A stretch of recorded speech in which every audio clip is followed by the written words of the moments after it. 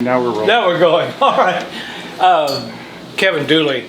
This is the Living in Bella Vista, Arkansas Facebook, and it may be KNWA, maybe by after a while, and KHOG maybe. Let's go around, and then we have such a small group. I think we can introduce ourselves. Our waitresses have been told to just bring our food on in, and being an old school teacher and football coach and Army First Sergeant, why I'm used to the distractions and could walk over it, so it's okay. Let's introduce ourselves, and let's start with Mr. Breedle here, and if you will, introduce yourself. Ralph Breedle, 26 Kenilworth Drive, Bella Vista. How old are you? How old am I? Same as you, 70. 90. I'll be 90 in May. I'm good than you, see? We're both 90. Senator Dotson? Jim Dotson, Senator-elect for District 34, covers Bella Vista, Bentonville, Centerton areas up here, north central Benton County. Hiwassee, yes. I'll let you The forget Hiwassee part of Gravette, yes, and I'm 44. Oh gosh, I'm not playing that I didn't mean to just cover our age thing, but anyway. And another state representative. So I'm Mindy McAlindon. I'm state representative-elect for District 10, which is Bentonville, north of Highway 14, up to about here in Bella Vista. And Thank you. And Representative Duke? I'm Representative-elect Hope Duke, and I'm District 12, which was formerly District 92, which is kind of from this part over, and then Hiwassee, Gravette, Decatur, and that Sulphur, and all that area around there as well. And I'm not telling you my age either. But apparently that's something they put in the paper all the time now, so it's easy enough to find out. Gail? My name is Gail Pianalto. I live here in Bella Vista. This is my husband, John. She ran for the school board just like I did, lost just like I did. Now we know how it feels, don't we? Karen and Jean Burkhead, we're victims of tyranny. Jean came to my trial and sat there through the thing while it got dismissed. It didn't last long, did it? No. It was pretty short. He said, Parsons, you're here, you're out. So that's it. Now we're being sued for our white young man house. in the back. Thank you, a young man. Yeah. I appreciate that.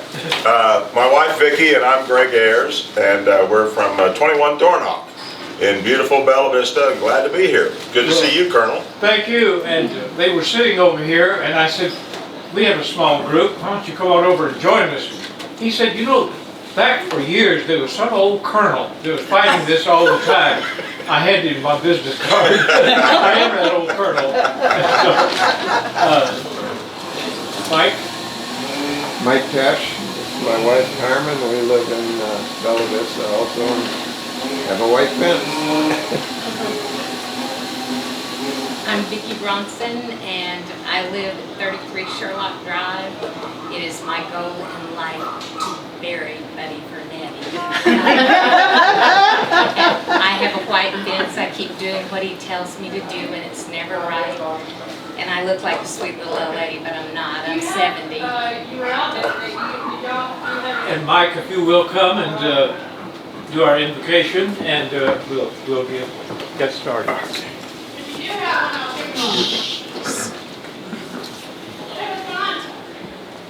If you will, please stand, and we'll make this as formal as we can.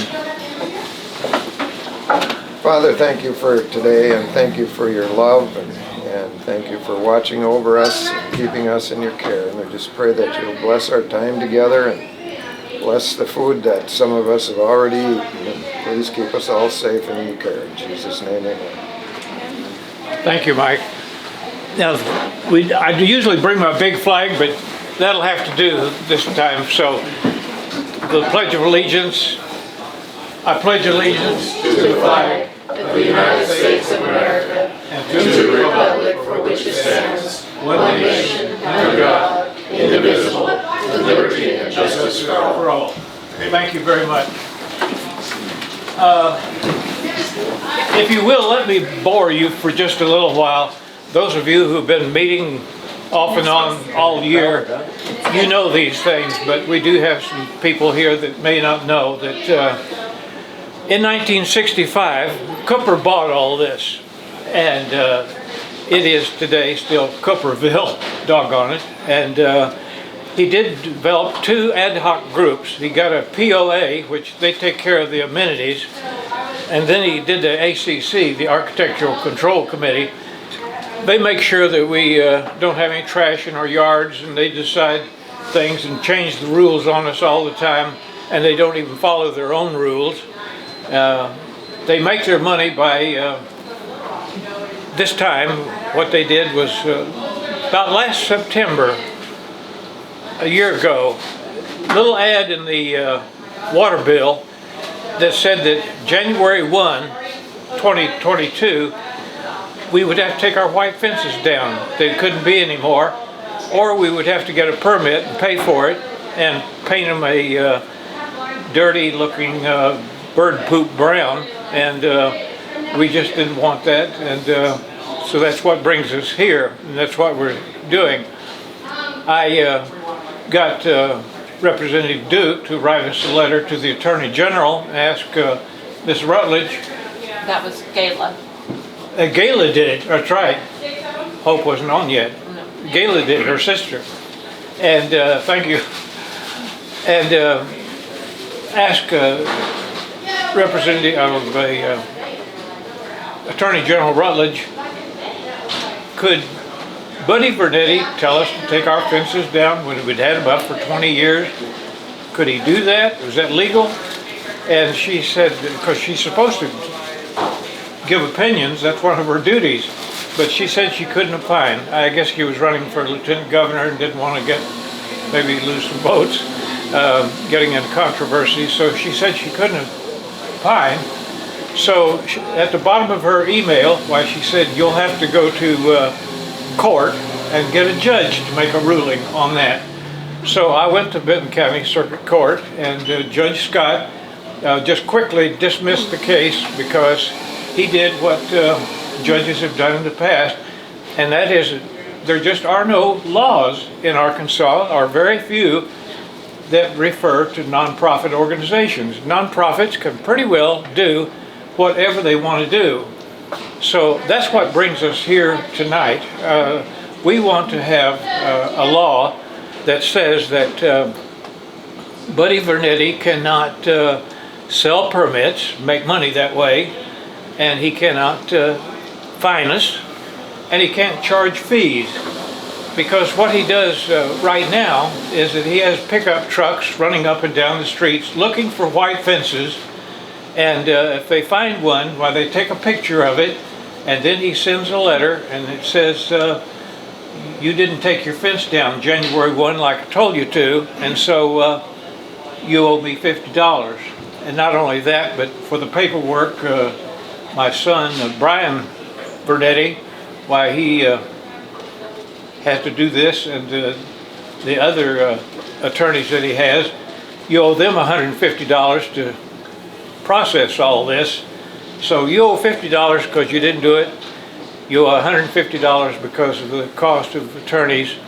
And next time we come by next week, if you still have it up, it'll be another $50 and another $50. And then if you absolutely just do not do, then you'll do what you had to do, sue you.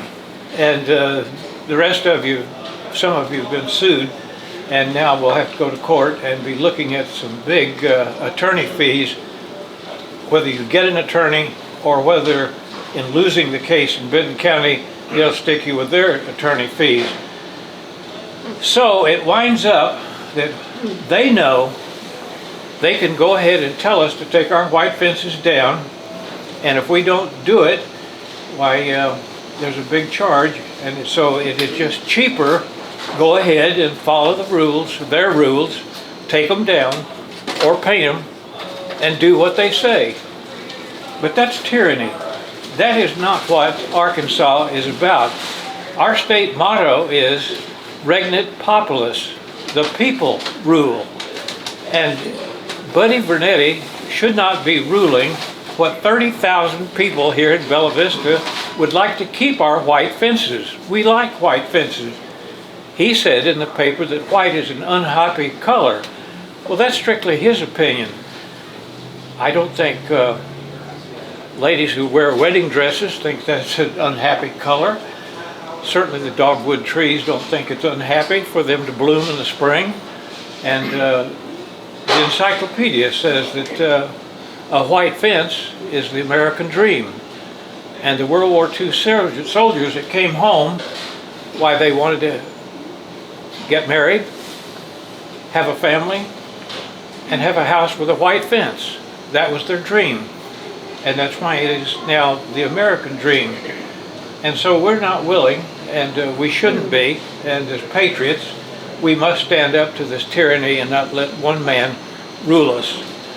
Because the patriots, back during the Revolutionary War, the whole thing was they would not submit to the tax of the king. And it shouldn't be ruled by tyranny and a king. That we would, this is a country of the people and by the people. And that's what we want to be, and that's what we want to do.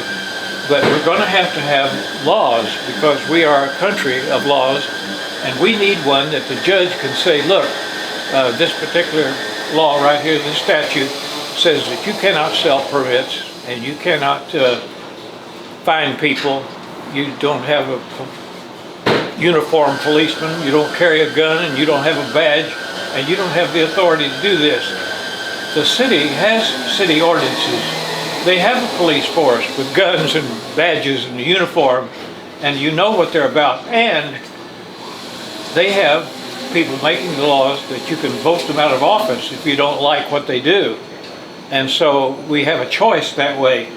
With the ACC, we don't have any choice, because those 6-member board members, they're not elected. And not only that, but we can't attend their meetings, and we can't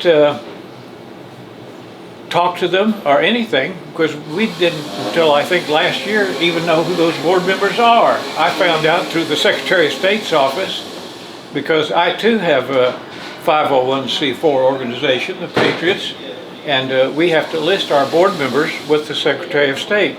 So I got to thinking, well, they are 501c4, they've got to have their people listed too, so found out who they are. 2 of them are Cooper members, family members. One of them is a Cooper employee, and then there's Buddy Vernetti, who is ACC, and so that thing is stacked against us, and we're not allowed to go to the board meetings, and we're not allowed to look at the books. And this one law or bill that suggested here is that if we put money in, you ought to be able to go and see where did that money go, and ought to be able to look at it. Come right on in.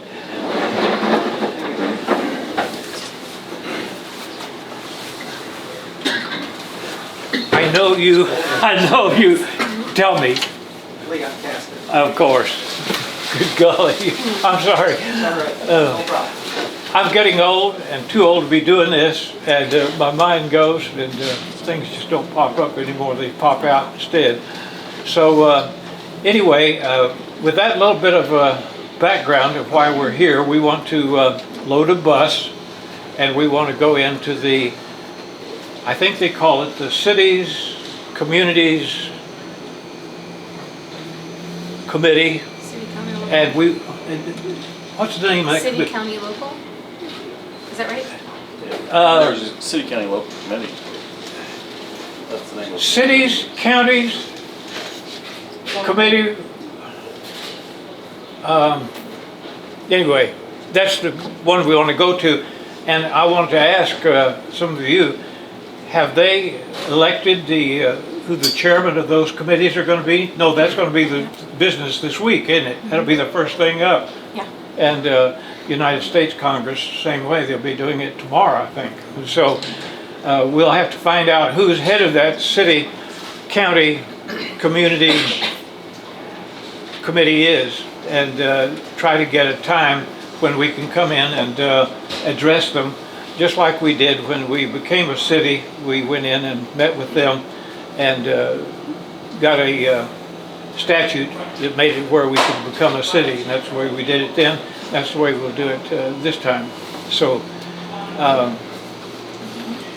I will be asking you at some point how many of you will want to ride that bus and go do this, but we'll have to find out a date first when they'll have us, and we'll go into. Last time we got on the bus about 6, got there by 11, took a picture in the governor's office, met with the committee, came back out, ate at Frankie's cafeteria, and came on home, and we were back here before dark. So if we can do that again, why, that's what we'll do. I'm finding that buses are awfully expensive now. They've doubled what they were back then. Rental cars, if you've tried renting a car lately, is really expensive, so like along with everything else. With that said, let's have a little time here of free skate, and I would like for you just come up one at a time, and if you got something on your chest, why, I'd like for you to tell us about it. We'd sure like to know about your lawsuit and how you're doing, and also yours. And I think maybe you may want to talk about ACC's changing their mind the way they do, and these 4 things that they do that are just not quite cricket. If you'd like to lead off, or... Right.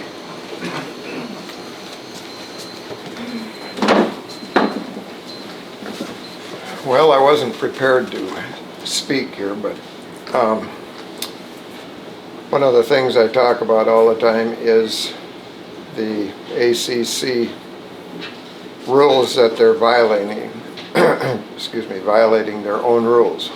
And the Policy and Procedure Manual 102 states that the ACC is charged with assuring compliance of the rules as written, it says. And 106 is the one that is titled Limitations. Well, that's the limitations on the ACC, which is there to protect us from an out-of-control ACC. And 106 is, I believe there's 6 rules under there, and 4 of them definitely apply. It's 106A, B, D, and F. And I can't quote them off the top of my head right now, but A says that they shall not make, every one of them starts with they shall not, and A says they shall not make unreasonable, arbitrary, or capricious rules, and I think it's F says that they shall not force their personal preferences over that of the individual homeowners, and they shall act as a concerned citizen, concerned for the good of the city, and I don't believe they're doing any of those. Anyway, and they say we gave up some of our rights when we signed and bought our house, and that is probably true.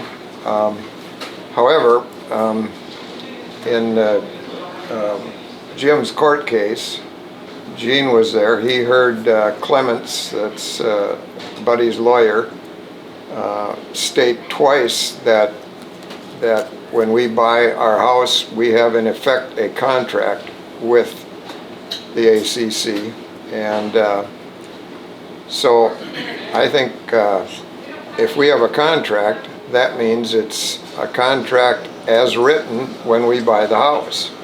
So they can't change the rules on us after we bought the house. It should be, if it's a contract, it should be the way it was when we entered that contract.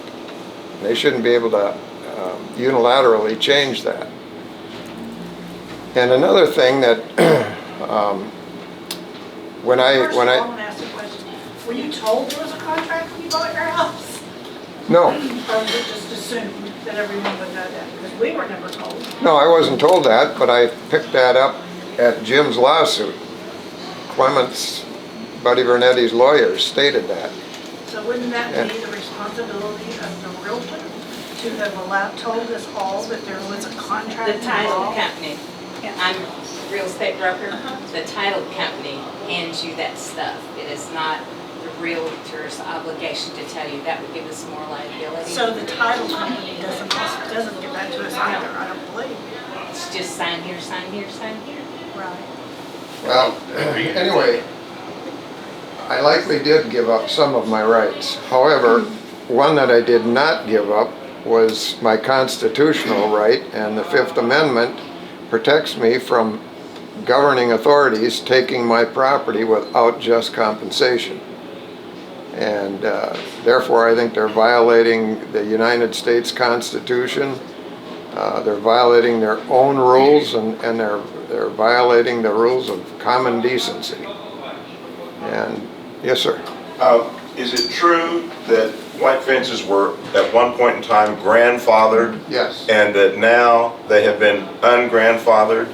And is anyone capable of speaking to how ungrandfathering works? Well, it doesn't work very well, I don't think, but the ACC has admitted this in the newspaper, that 12 years ago they banned white fences, and at that time, and this was like a year ago, so it's probably 13 years ago now, and I don't have an actual date, I don't know that they do, but they banned white fences, and at that time grandfathered in existing white fences.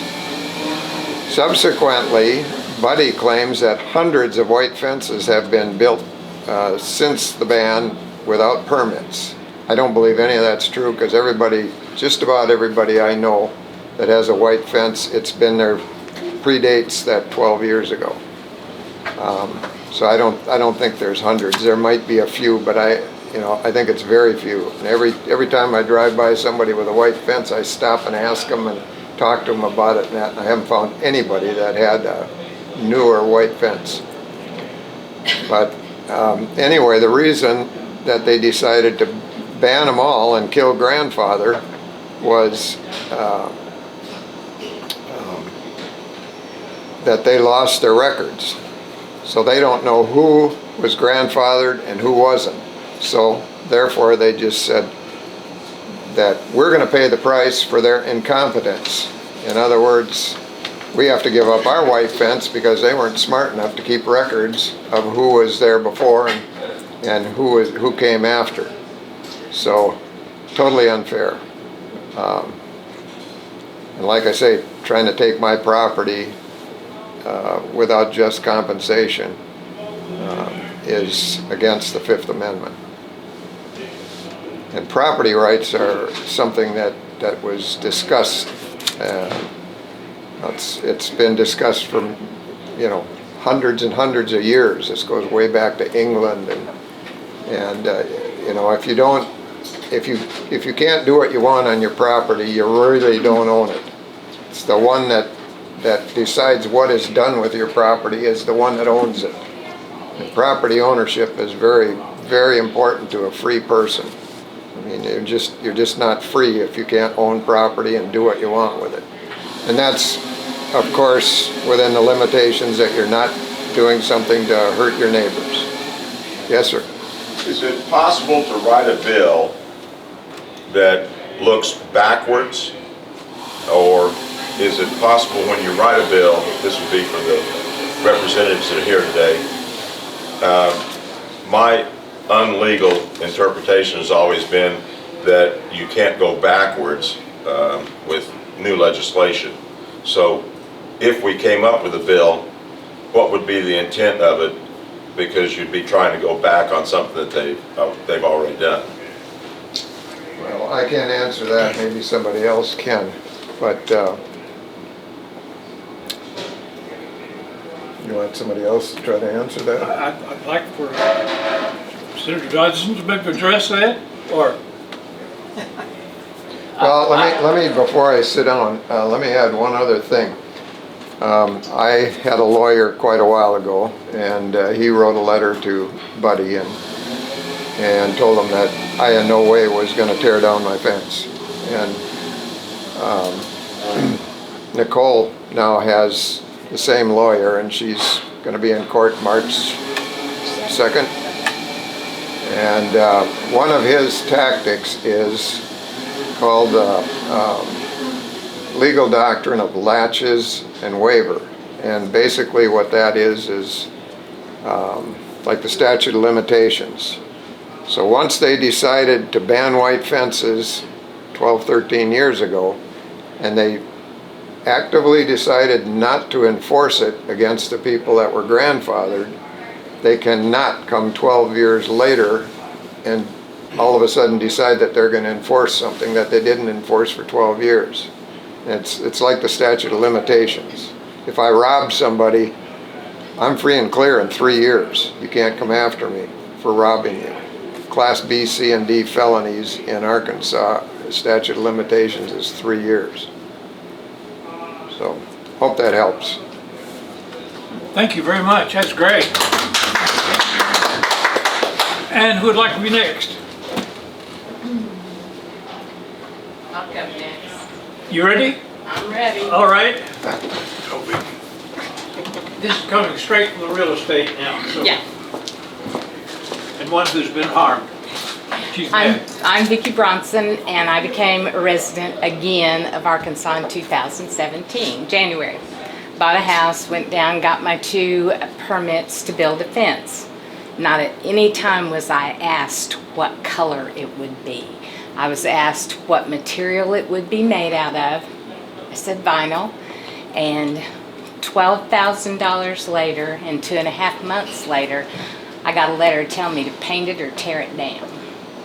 Had they told me it couldn't be white at that point, and all of us have an obligation to perform the functions of our jobs to a degree of competency, except the ACC. Anyway, for $1,000 more, I could have had all of the verticals tan if someone had told me. So I get the letter and I painted one side of it, the side that faced the road. Okay, then they went back last January and we all went and I addressed them, and Mr. Vernetti said that just on and on. Anyway, he only let me address them for 7 minutes because I offended him. But anyway, so then I got a letter that said they had denied my request for a waiver. But good news, all I had to do was paint the sides that faced the road. I have one side that faces the road. I have another side that faces the road. The next side faces 14 feet of common ground and a 6-foot-high privacy fence, and then the remaining side faces 14.5 feet of common ground and a vacant lot. I have done what I was told. I got a letter telling me they were going to sue me. So, and I tried to get an attorney to sue them, and they said that it's pointless in Benton County. So, again, I did violate their rules, but they have an obligation to inform us so that we can follow their rules. It's like, not having a speed limit sign or a speed limit out here, and then you give me a ticket for going 20, even though I don't know what the speed limit is. That's absurd. And so he also picks on women. He does not like women. I had the same problem when I built my 3rd stall garage. We got the permits, and the next day he sent me a cease and desist letter. It took 5.5 months for them to give us the go-ahead, then wanted us to pay for another permit because our permit was expiring. Then at the end of it, I get a letter that says I can't have a yellow house. I went up there and said, I don't have a yellow house. She said, yes, you do. Here's a picture right here. And I said, that's primered hardy board siding. It's January. I can't paint it in January. It's yellow. It just went on and on. And his last letter said, you told us that you didn't have to submit a color when you built your fence, but I have a chip right here that we approved this color. That was for the second time I went in, not when I built it. So you know, again, if you're going to run a communist country, you have to at least run it effectively, and it's not happening, you know. And at the committee meeting I attended in January of last year, there are 2 realtors on the board, and they said the realtors should hand out these, you know, regulations at each closing. And I said, no, that gives us an additional layer of liability. And when you change them tomorrow, the day after that they've closed, they're going to blame us. And they don't follow the rules, so why hand them out? But that's kind of where I stand with Mr. Bernetti, and I'm going to see if I can address him again this January, and then we'll see how it goes. Thank you so much.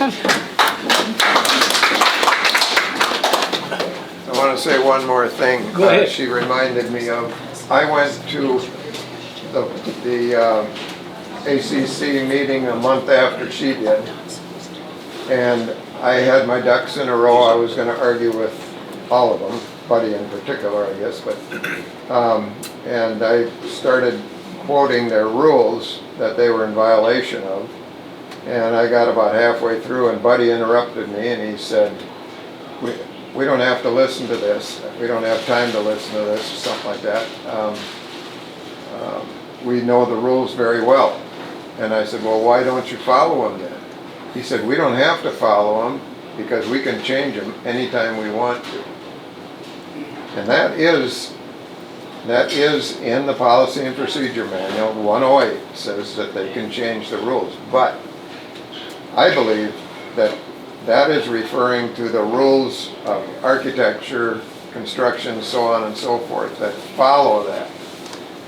106 is ahead of it, and it's listed as limitations, and if they can change their own limitations, pardon my French, but what the hell good are they?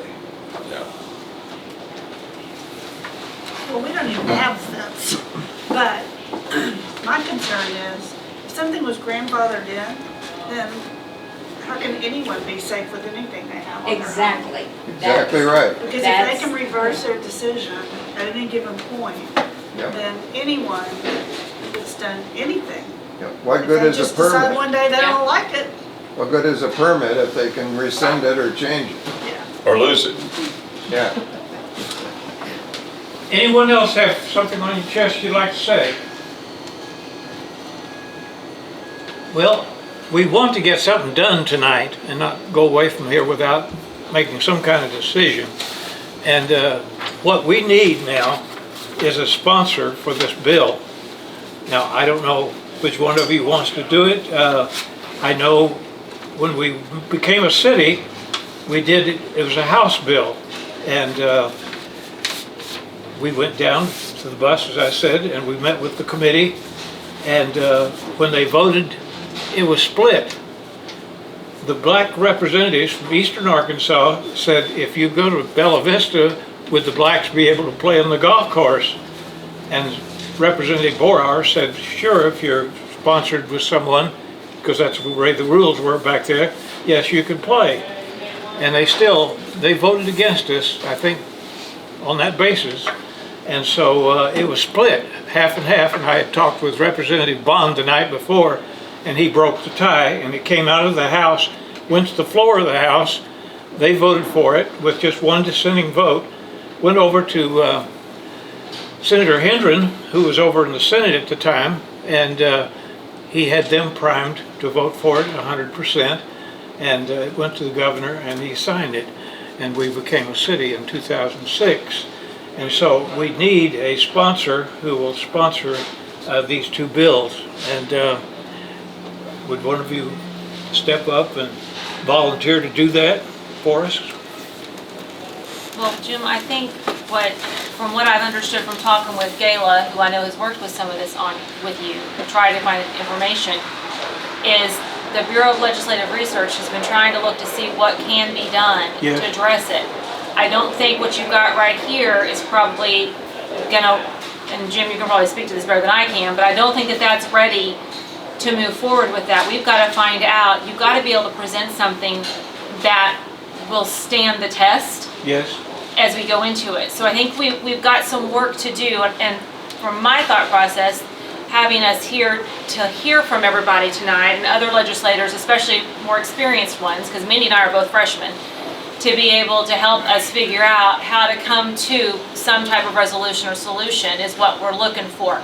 I don't know what the answer is on this yet, but I'm encouraged that we have, and I know that you talked to Austin as well, that we have people that are ready to listen and try to figure out what we can do.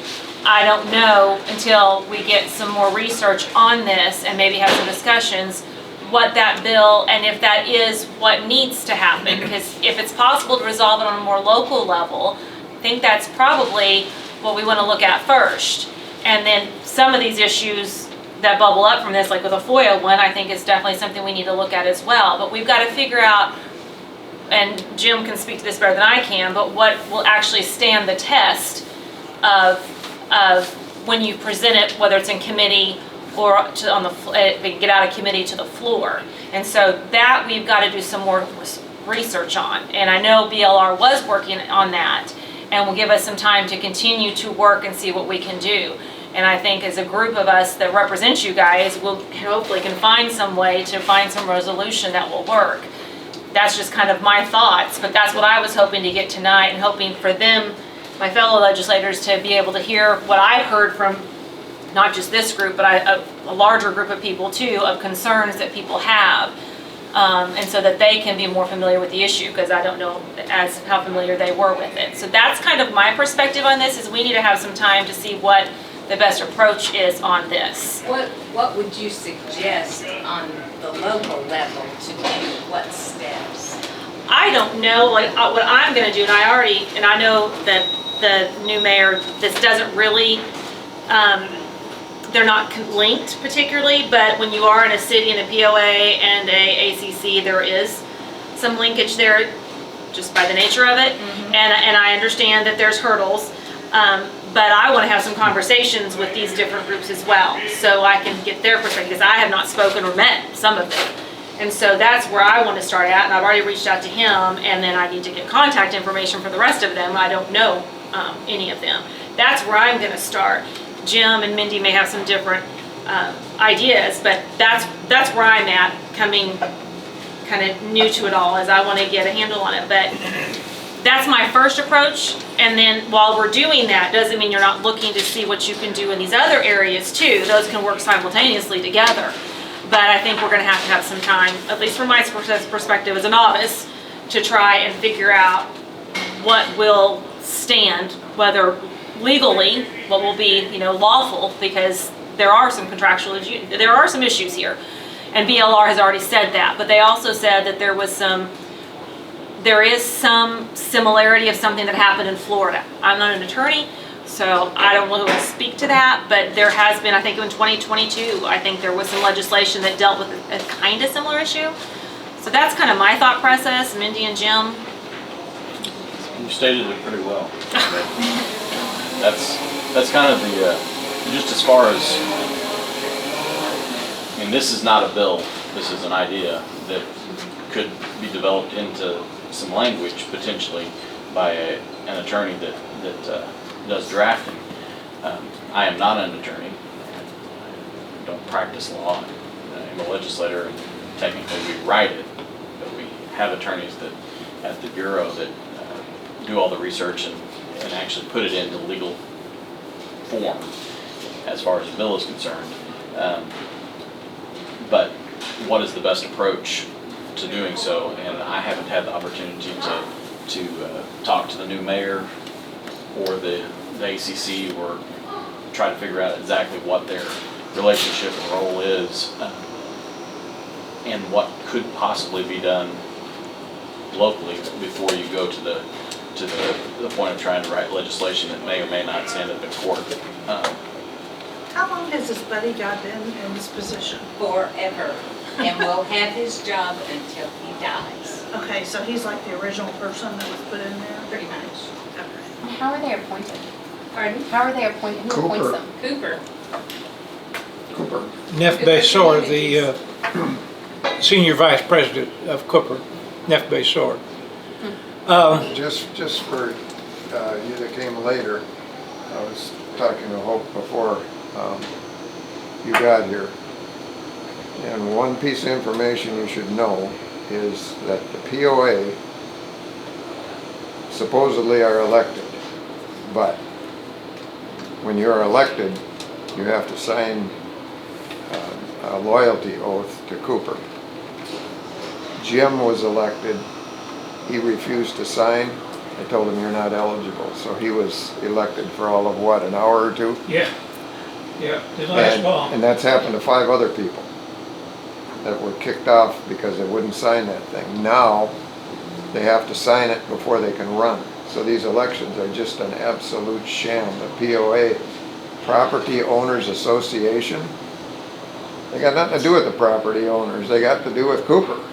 And it's the fact that there's an election there, don't let that snow you. I mean, there is not an election. It's a joke. Who votes on? Has anyone talked to? We vote on them, but, you know. I'm glad you brought that up, but that's a good point. And another point is that, well, I've forgotten that point. Anyway, Does anyone talk to anyone in Hot Springs? Because aren't they a Cooper community as Yes. well? Do they have an ACC? I've been asking them that same question. I haven't gotten an answer yet. Okay, because I Yeah. would be curious as to how they handle it. Well, Yeah. Salem, Arkansas has Horseshoe Bend. That is a Cooper community as well. Cherokee Village, I guess. Cherokee Village is 2. Those are 2. Checking with them and see if they have the same problem. But if they do, this law would apply to them and they need it. Because we should not have unelected people deciding things for us and taking our money. That ought to be elected to elected officials, people that we can vote on and we can remove if we don't like what you do. Let me ask. You're talking about transparency, and transparency is not possible with the POA. No. Absolutely. No, You know, from our youth, our childhood, we are given rules that we have to follow. They're explained to us. Somebody sets them up, the adults set them up, and you follow them. You're also taught you can't change the rules once the ball's in play. That is constantly going on. You don't know what the rules are. Oops, we changed our mind, and you have violated our rule. You know, that's ridiculous. We're extremely incompetent too. I have a neighbor that's been trying to get approved for build a garage. And it's gone on for since early this past year. And I don't know how many different versions, he'd take them in there and they'd approve them. And in a day or two they call him, no, wait, no, can't do this, gotta do that. And so they do something and then they change again, and it's just an absolute joke. They built a house next to me, they didn't put any rebar in the driveway, in the concrete. And the inspectors don't catch any of this stuff. They're supposed to put that round straw stuffer on there to prevent erosion. And this was a pretty hilly property, and they never had to do that. They throw trash all over the place. They were reported. Nobody ever did anything about it. The only trash that ever got picked up were us and the neighbors picking it up. I mean, the way they run this town is just an absolute joke. You know, if they're gonna take our money for permits and stuff, they gotta earn it. So, one question I did have, I know you had said earlier that you had a permit, that you had bought a permit to build your fence. Yes, I did. Did you get a refund on the permit whenever they told you to take it down? It's a good one. Just one. well, I don't want us to leave here tonight without kind of knowing the direction, where to go. And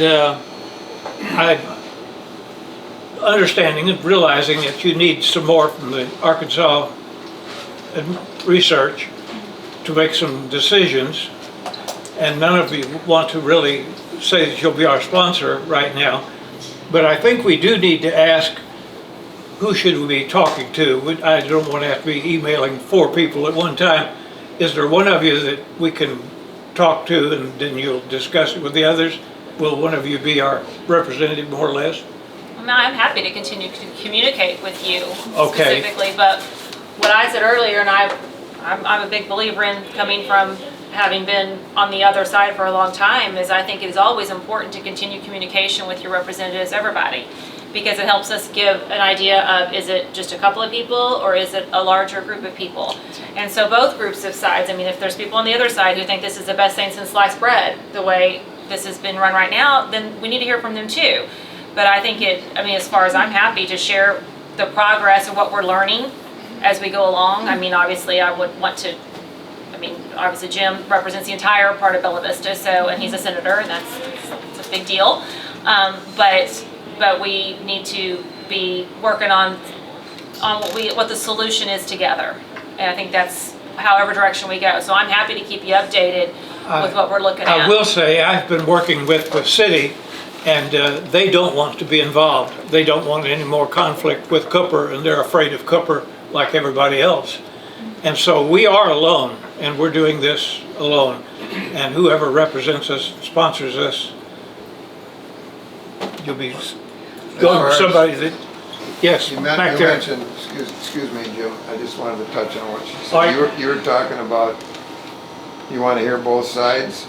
No, well, what I'm saying is, I think it is, well, yes, I'm gonna go, I need to visit with both of them as well, but what I think is always important, I don't think sometimes voters realize the impact you can make by sending emails and by being in contact with your legislators, because it is, and like if we end up going the direction of a bill, if something can't be figured out on the local level, then if we introduce something, then reaching out to the committee members, I mean, it has to be done politely and respectfully, and usually pretty short emails because they're not going to read a whole lot.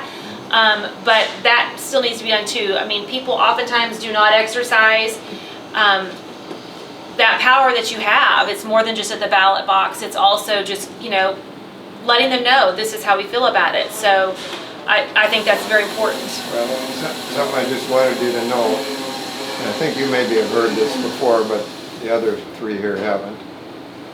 Kevin had a petition, online petition, and there were 415 or 17 names turned in to the ACC that were against the white fence ban.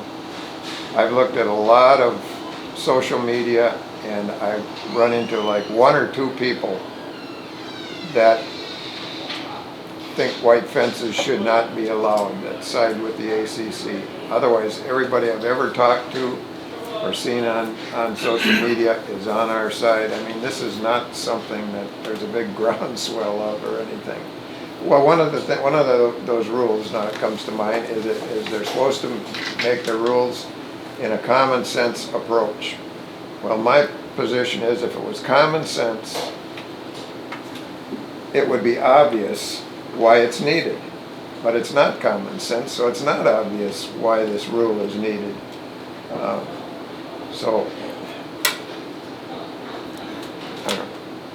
Well, I think the consensus is that everybody in the world likes a white fence. I mean, who is against a white fence? The only one I know is Buddy Verdetti, and Buddy Verdetti is jerking us around by the nose, and he shouldn't get away with it, and we've got to stop it. So, then in final conclusion tonight, Representative Duke, can we confer with you, and we'll stay in touch with you, and you'll stay in touch with them? Is that Yes, what I we'll will do? let you know what we learn through. I know we have just 2 months to act, so we'll need to really get on to it. What is so important, and I know you all know this, is you don't, part of the reasons why I ran was because I felt like too many laws were being passed, and oftentimes they were bad ones. Not all of them, obviously but we need to make sure if we introduce a bill that is one that's gonna stand the test, and that is the right direction to go, and that it's a good one. And so we don't want to rush through something just to do that. So we let us work on this and do our research, talk to the different groups, see if there's a local solution. And if there's not, then see what we can do, because there are hurdles to this. It's not just so simple as taking this and running a bill with that. But you got 3 of us here, and I know one was listening to you, and we hear what you're saying, and we're gonna see what we can do to help. And we're gonna listen to everybody. We're satisfied with that, and we appreciate that. And one more question? Does that sound good? Yeah, I think the issue is much larger than white fences. Absolutely. And my wife and I moved here from Texas, and these HOAs, homeowners associations, property owners associations, they all kind of come under one big group, as I understand it. And that is the developers, many years ago, went to the legislatures and said, if we're going to do these properties, we need to have exceptional rules so that we can maintain these properties. And the legislatures in a lot of different states gave these homeowners and property owners associations abilities in the laws where they set these first things up a long time ago. And a lot of people who live in cities now have discovered that property owner and homeowner associations actually have more authority over the individual people living there than the city does by what the city's laws are. Yes. So I think the issue is much larger than a white fence. It'll be something else tomorrow, it'll be something else the next day. So maybe the issue needs to be if some of these homeowners and property owner associations need to be curtailed just a little bit, and maybe the legislation should look at that. But You're right. It's a big fight because the developers, they want control, and that's why Cooper and the rest of the developers got what they got. I'm glad you brought that up, because Concordia has a great big white fence down there, and of course the owner of Concordia is a multimillionaire. He's a corporation giant in Alabama. Cooper's not going to go after him and tell him to take his fence down. But the little lady across the street from me, who does not have any family at all, she's alone, yes, they went after her. And so the city, as far as they're concerned, and Mayor Flynn, I asked him during this city council meeting, would they help us? And they want to stay away from this as much as they can. So we're not going to get any help from the city or any response from the city at all. We are alone. We're going to have to do this by ourselves. Well, it's 2023. We're going to start this new year a little optimistic. And we're going to start and we're going to try. And who knows? And then we'll keep seeing what we can do. Thank you very much. Appreciate it. Thank you. Thank you for coming tonight. And I think we've gotten ahead tonight. Thank you very much. Appreciate your coming. Good. Thanks for coming.